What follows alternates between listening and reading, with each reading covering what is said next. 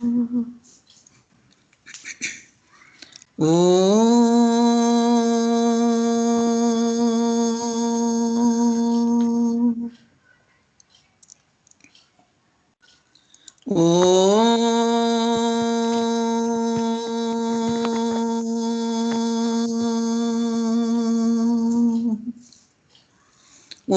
Saisparaya Vidmahe Satyadevaya Dhimahi Tanna Sarva Prachodayate. Om Shanti Shanti Shanti. Sairam to all who are attending this Satsang session. Now we move on to the 16th chapter of the Bhagavad Gita, titled Devasura Sampat Vibhaga Yoga. It tells about the divine qualities and demonic qualities possessed by men, which make them loved and respected by all, or otherwise feared and hated by all. Lord Shiva continued his narration to Parvati. In a city named Surat, a king named Kadgabahu was ruling like Indra. He was fond of an elephant named Arimardana. It was a very majestic looking animal. It was always very well behaved and people cheered wherever it came out. One day it started behaving wild and would not obey the Mahut. Suddenly it became uncontrollable. It started breaking the sheds and trampling anything that came on its way. The news was sent to the king. He came along with his sons to try to calm the elephant. But by that time, the elephant had turned so violent that nobody dared to go anywhere near it. Instead, people started running away to save themselves. At that time, a sadhu was coming that way after taking bath in the river nearby.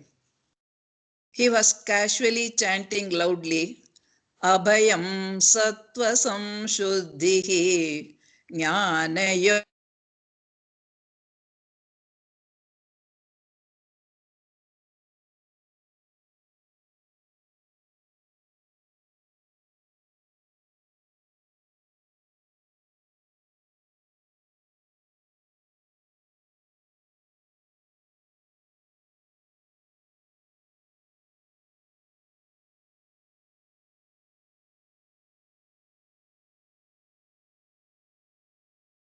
Everyone stood speechless, still not able to believe that the elephant is harmless now.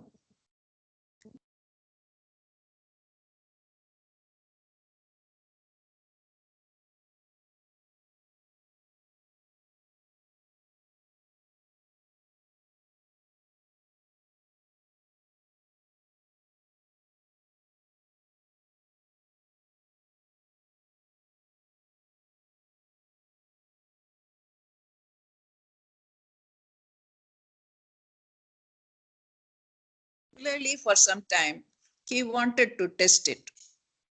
He tried chanting it in front of the elephant and found its behavior changed very amicable and meditative. Realizing the greatness of the 16th chapter of the Bhagavad Gita, he handed over the kingdom to his sons and retired to the forest. He continued the recitation until he attained mukti. Lord Shiva told Parvati, have you understood the greatness of the 16th chapter of the Bhagavad Gita now? It is a great boon to the mankind given by Lord Krishna. Om Tat Sat. Now let us look into the Mahatmyam of the 17th chapter of the Bhagavad Gita. It is titled Shraddha Traya Vibhaga Yoga. Bhagavan Sri Krishna told Arjuna, Shraddha, that is faith, reveals the character of a man. Faith is of three types, sattva, rajas, and tamas, as per the inherent nature of a man. Lord Shiva told Parvati, your deep interest in the teachings of Sri Krishna has made me narrate to you all these incidents. Now hear about the glory of the 17th chapter of the Bhagavad Gita. It is a continuation of the incident mentioned for the 16th chapter. King Kadgabahu handed over his kingdom to his son and retired to the forest. His son had a servant named Dushasan. He was a man of low intellect. One day, without realizing the risk involved, he wanted to try to test his strength in taming a rogue elephant. He wanted to impress the king. After several attempts, he managed to climb onto the back of the elephant. He got excited and poked the elephant, shouting at it to run. The elephant became furious, lifted him up with its trunk, threw him up, and stamped on him when he fell down. He died on the spot. After some time, he was born as an elephant in Simhala Dvipa. It was ruled by a king named Jayadeva. He was a friend of King Kadgabahu. He gifted this elephant to the son of King Kadgabahu. Once, a renowned poet visited the king and sang a beautiful song composed by him about the king. The king was overjoyed and presented the elephant to the poet. The poet would have appreciated gift of gold coins instead of an elephant. So he sold it for 100 gold coins to the king of Malava Desha. After some years, the elephant fell sick. All kinds of treatment could not improve its condition. It stopped drinking and eating. The king came to know about it and went to see the elephant. He stood by its side, stroking it with tearful eyes. Suddenly, the elephant started talking in a human voice. It said, "O king, you are a very pious man, following all the principles told in the Vedas. You are devoted to Sri Krishna, who is Narayana himself. You should have known at this moment of my life, no medicine, puja, dhan, yoga, or yajna, yaga, anything can save me. If you are really concerned about me, bring a person who can chant the 17th chapter of the Bhagavad Gita with full faith. That is the only last resort for me." The king immediately sent for a person known for his devotion to Lord Krishna. When he came, he chanted the 17th chapter of Bhagavad Gita and sprinkled water on the elephant. Immediately, it changed into a brightly glowing Devata. A Vimana with Vishnu Dutas came down to take him. The king went to him with folded hands and requested him to tell what was he in his previous birth. He told about the king Kadgabahu's son and his servant Dushasan, who was born as the elephant but had the fortune of being under the care of the king who was a Krishna Bhakt. So saying, the Devata proceeded to the Vaikuntha Loka. The king took to the chanting of the 17th chapter until he attained Mukti. Devi Parvati told in great surprise, "Nada, no wonder you are so much fascinated by the Bhagavad Gita. Even a remote connection to the Gita bestows such boons. Fortunate are those born on the earth to benefit by it with just determination." Om Tat Sat.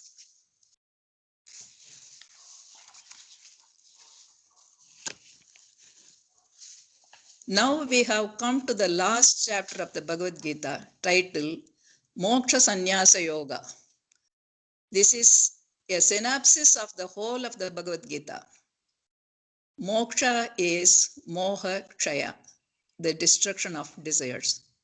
Sannyasa is samyak nyasa, coordinated sublimation of senses. Parvati told Shiva, Swami, you have narrated the greatness of the Bhagavad Gita in simple terms through the experiences of men on earth. Lord Narayana had said the Bhagavad Gita is the embodiment of himself. The last two chapters, he said, are his lotus feet. I am very eager and excited to hear about the 18th chapter now, so that I can hold on to the two lotus feet of Narayana after having heard about the 17th chapter. Lord Shiva was very much pleased and said, Vishwakarma, the architect of the Devas, built a city named Amravati on the highest peak of Meru Parvat. Though he built it for me, I presented it to Indra as a token of appreciation of all the good he had done to the Devas. He was very happily ruling from there.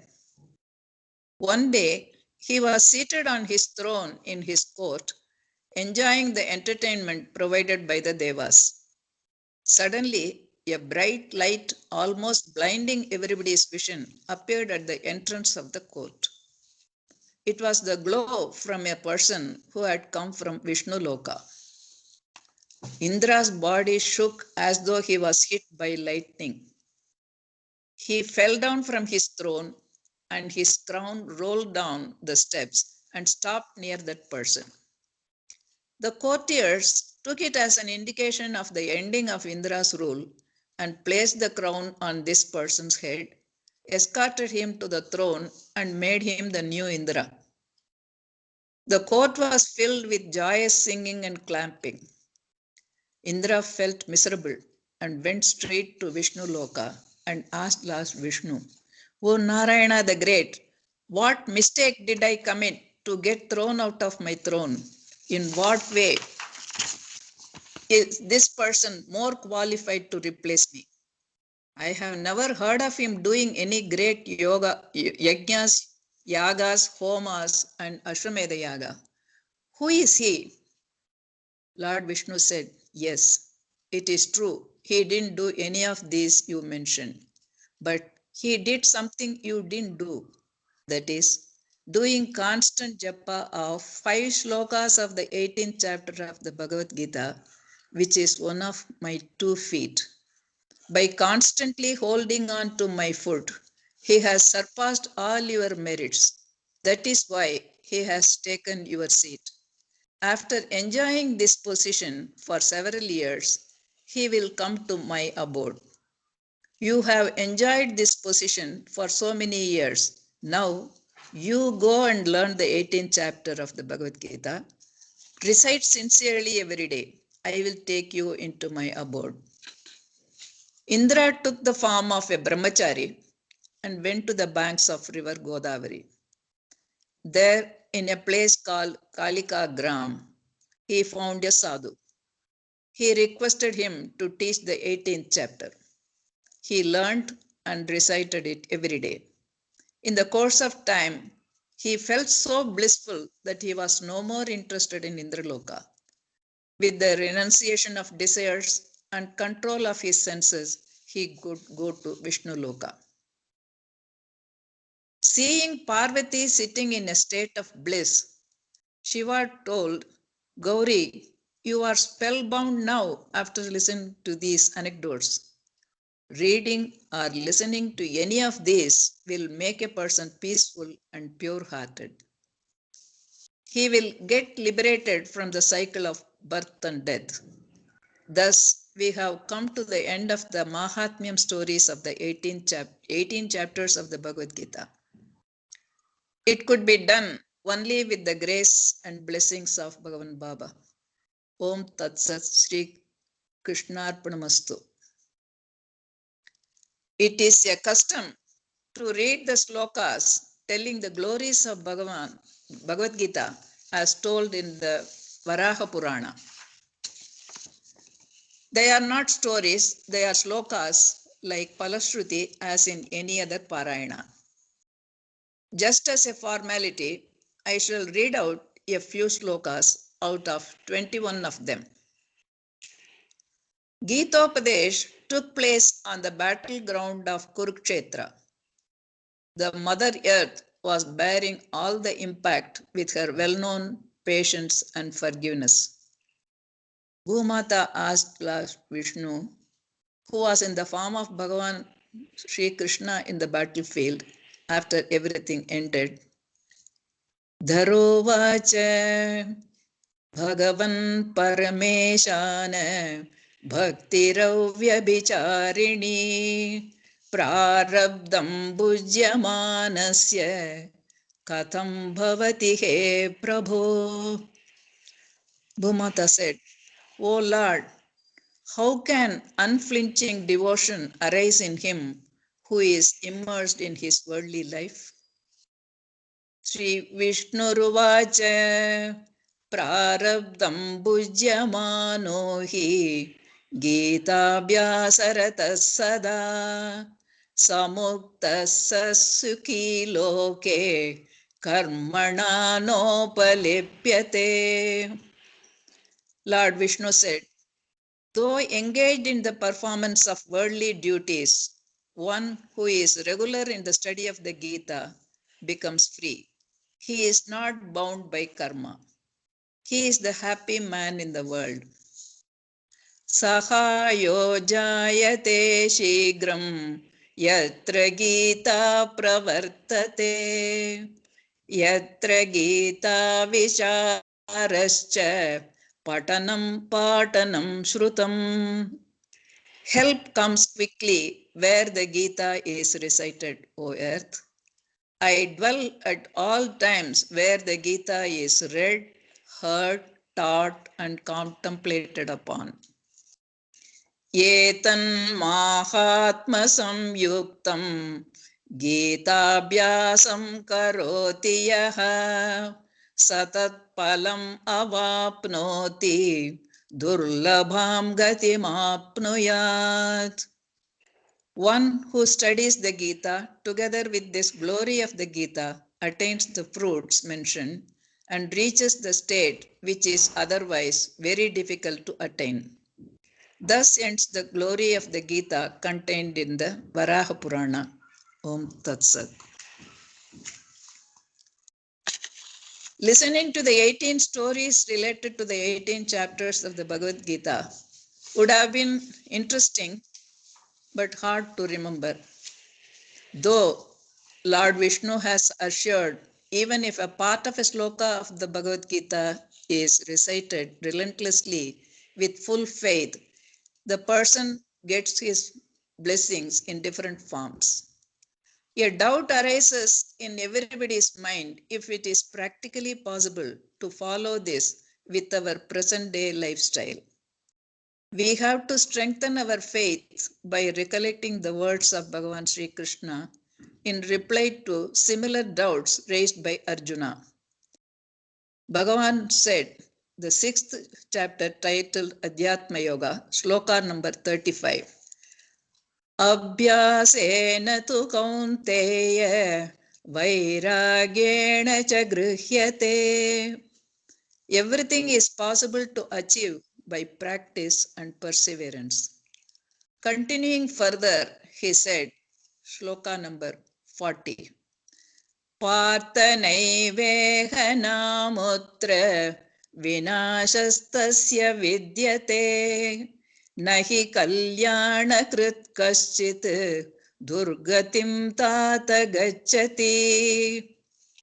Any effort put in for a good cause will never result in destruction and will never go a waste. Lack of willpower only makes us hesitate to take up the offer. In this connection, I am reminded of an incident which happened sometime in 1994. We were traveling from Bombay to Benares by train. We had spent one night, and the next morning when we got up, we saw a new co-passenger in the compartment who must have got in when we were asleep. He was a middle-aged man in traditional dress of dhoti, kurta, and a tuft of hair knotted at the top of his head. Later, we came to know he was a formally educated man, not a Purohit. After refreshing himself early in the morning, he took out a book, looked towards the sun, prayed for a couple of minutes, and started chanting the Bhagavad Gita, not looking into the book he was holding in his hand. He chanted all the 18 chapters in about 1.5 hours or so.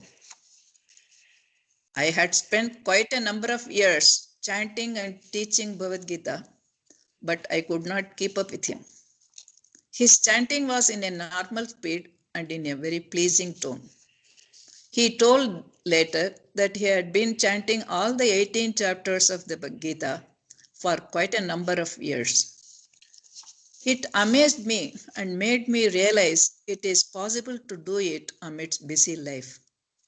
As the popular quotation goes, Karmanyevadhikaraste ma paleshu kadachana. Keep doing without weighing it against the result. We must chant regularly so that it becomes a background music for our breathing. Chanting of 50 slokas in a particular pitch and speed gives the effect of 20 rounds of pranayama. It improves our voice also. While narrating all this, I would like to tell about myself with all humility so that it doesn't sound like preaching without practicing. While for the first time I was elaborating the meaning of the shloka number 7 of chapter 2, Karpanyadoshopahatasvabhavaha Prishtami tvam dharma sammudachetaha Yashreyasyan nishchitam bruhi tanme Sishyasteham shadimam tvam prapannam. I was moved to tears as I tried to bring out the condition of Arjuna when he became nervous at the battlefield, knelt down at the feet of Krishna and pleaded to him to accept him as his Sishya. In those days, I used to post letters to Swami often. After this experience, I posted a letter to Swami, writing this shloka and pleaded to him to accept me. Since then, I am chanting this without count or expectation. There are many other one-liners which keep murmuring within me. The Bhagavad Gita was not the choice of Grihasthas for many centuries, though it was declared as the Panchama Veda, the fifth Veda. Swami Shivananda Saraswati of Divine Life Society, Rishikesh, cleared the myth that by chanting the Bhagavad Gita, one becomes a sannyasi, leaving behind the family.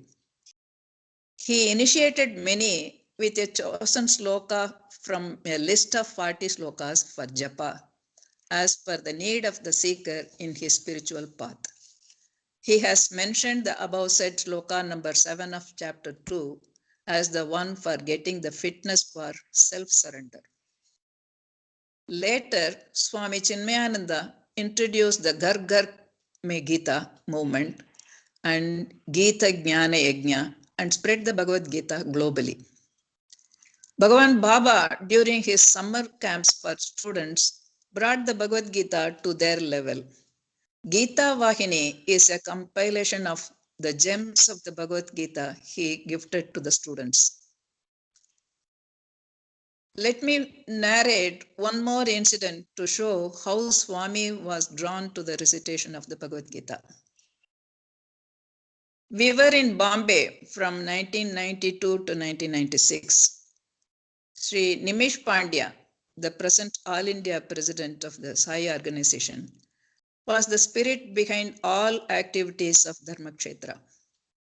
He used to go to colleges to give motivational talks, conduct quiz competitions and essay competitions. He was very popular among the students. So the principals of colleges will consider it a great honor if he addressed their students. I had been accompanying him. He used to tell me to teach 10 slokas of the Bhagavad Gita to the students at the end of the session. In one of Swami's visits, Sri Nimish Pandya arranged for a special group interview for Balvika's gurus who were, and also to people who were conducting spiritual classes for adults. Since I was conducting Balvika's classes and Bhagavad Gita classes, I attended both. In the interview for the spiritual classes teachers, there were not many. Baba spoke about the usefulness of such classes and encouraged us.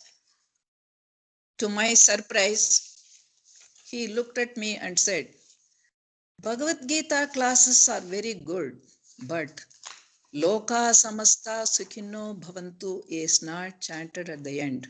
It must be done.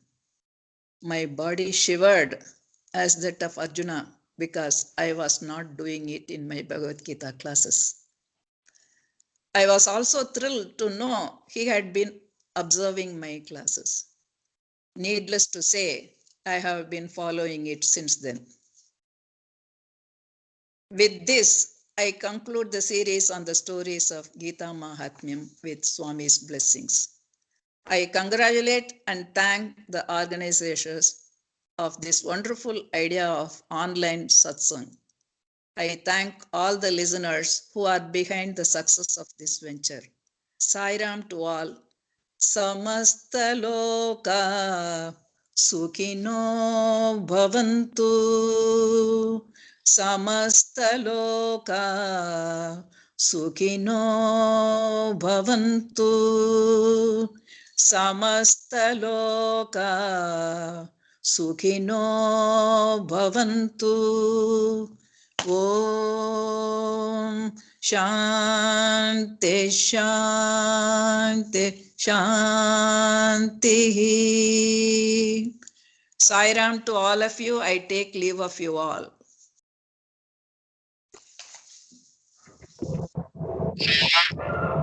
It was a very good, Sairam. very good satsang series, and it was very nice to hear all the Mahatmya stories of 18 chapters. Thank you, Sai Ram. Sai Ram. Sai Ram. Sai Ram. Sai Ram, Auntie, thank you so much, Auntie. Sai Ram. Sai Ram. Sai Ram. Sai Ram, everyone. Sai Ram.